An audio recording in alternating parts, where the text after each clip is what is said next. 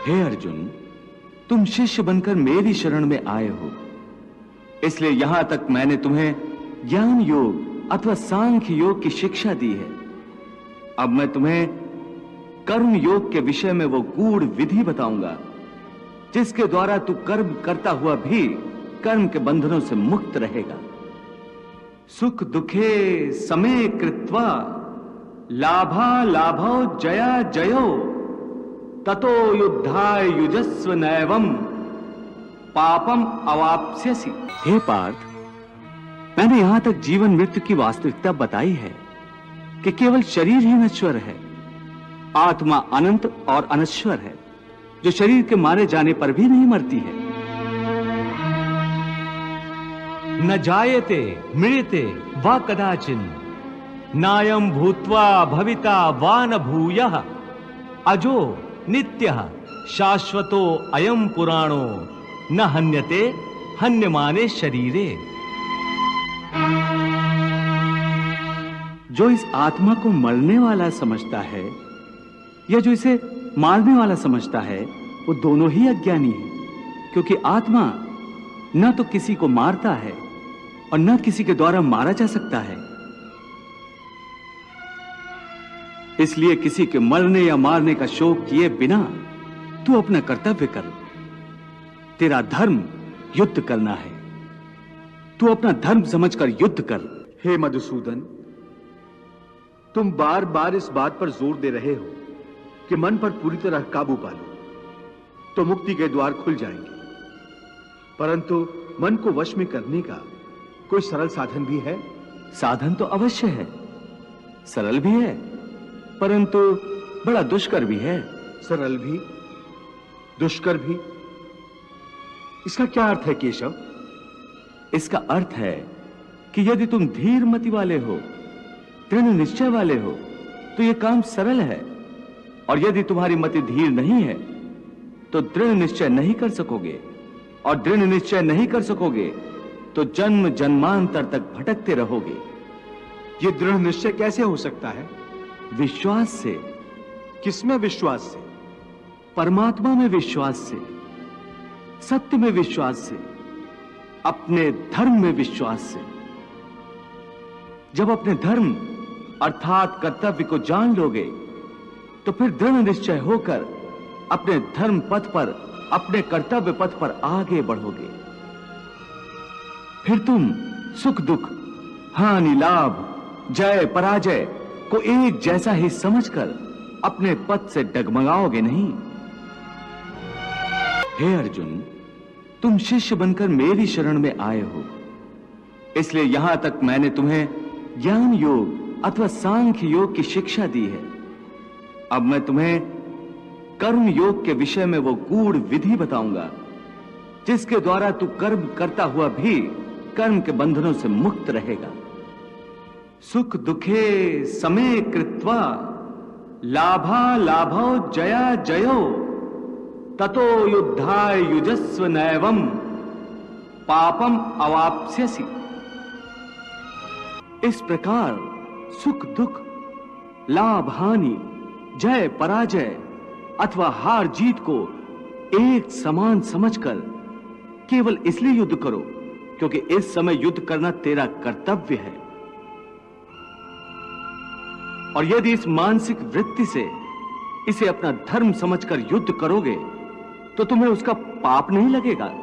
ये क्या कह रहे हो केशव कि युद्ध करके पाप नहीं लगेगा?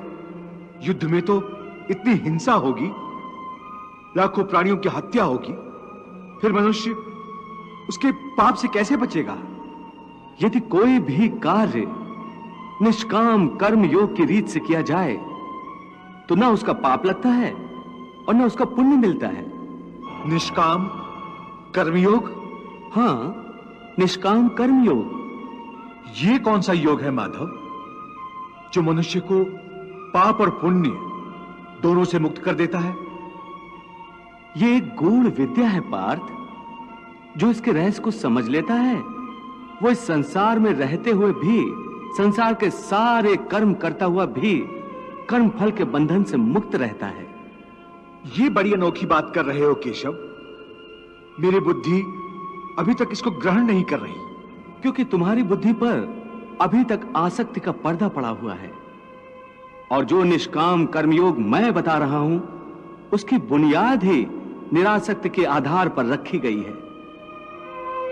हे अर्जुन, इस निरासक्ति योग को समझ लोगे तो तुम्हारे जीवन में पूर्ण शांति आ जाएगी। हे माधव, इस योग की साधना कैसे करते हैं?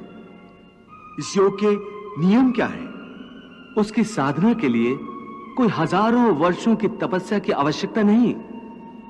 इसकी साधना तो एक ही क्षण में हो जाती है। एक ही क्षण में? हां, एक ही क्षण में। जिस क्षण में प्राणी अपने मन का रवैया बदल लेता है, वही क्षण। परंतु हे केशव, कोई भी मनुष्य एक ही क्षण में आसक्ति को कैसे छोड़ सकता है?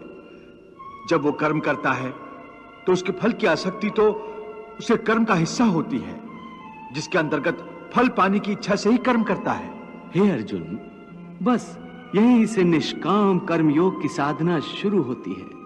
अर्थात तुमने कहा कि प्राणी फल पाने की इच्छा से ही कर्म करता है, परंतु निष्काम कर्मयोग यह सिखाता है कि फल पाने की इच्छा से नहीं, बल्कि अपना कर्तव्य पूरा करने के लिए, अपने धर्म का पालन करने के लिए कर्म करो। फल पर भरोसा रखकर कर्म मत करो, क्योंकि फल पाना तुम्हारे हाथ में नहीं, तुम्हारे अधिकार में केवल कर्म करना ही है। कर्मण्येवाधिकारस्ते मा फलेषु कदाचन मा कर्म फल हेतुर्भूर्मा ते संगोस्त कर्मणि।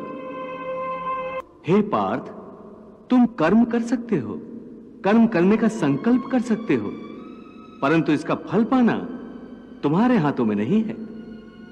हे मधुसूदन, मैं जिस काम का संकल्प करूंगा वो काम तो मैं करूंगा ही। जब भोजन करने का निश्चय करके बैठूंगा तो निवाला उठाकर मुंह में रखूंगा ही, तभी तो उसे खाऊंगा। यदि वो खाने का निवाला तुम्हारे प्रारब्ध में नहीं है तो उसे तुम मुंह तक तो ले जाओगे, परंतु उस ग्रास का एक दाना भी अपने मुंह में नहीं रख सकोगे। हे अर्जुन, केवल कर्म का संकल्प ही प्राणी के अधिकार में है, उसका फल प्राणी के अधिकार में नहीं है। वो कैसे? मैं बताता हूं कैसे। पार्थ, तनिक उस दृश्य की कल्पना कि नगर धनवान के सामने बड़े स्वादिष्ट भोजन की थाली परोसी गई है। थाली सोने की है, गर्मा गर्म व्यंजन भरे हुए हैं, जिन्हें देखकर वो बहुत प्रसन्न हो रहा है।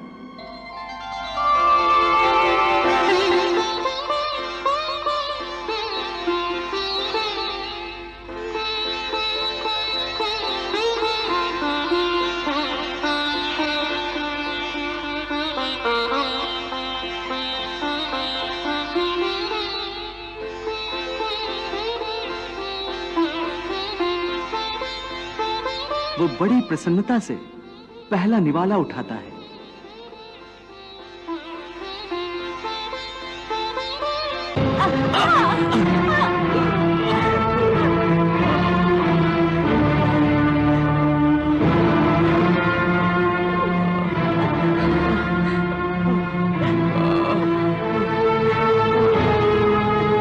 देख लिया कि प्रारब्ध में ना हो तो मुंह तक पहुंचकर भी निवाला छिन जाता है। परंतु हे अर्जुन, इस उदाहरण का यह अर्थ भी नहीं है कि तुम सब कुछ प्रारब्ध पर छोड़कर स्वयं अकर्मण्य हो जाओ। याद रखो, मैंने कहा है मां कर्म फल हेतुर्भु माते संगोस्तु कर्मणि। वाह प्रभु वाह।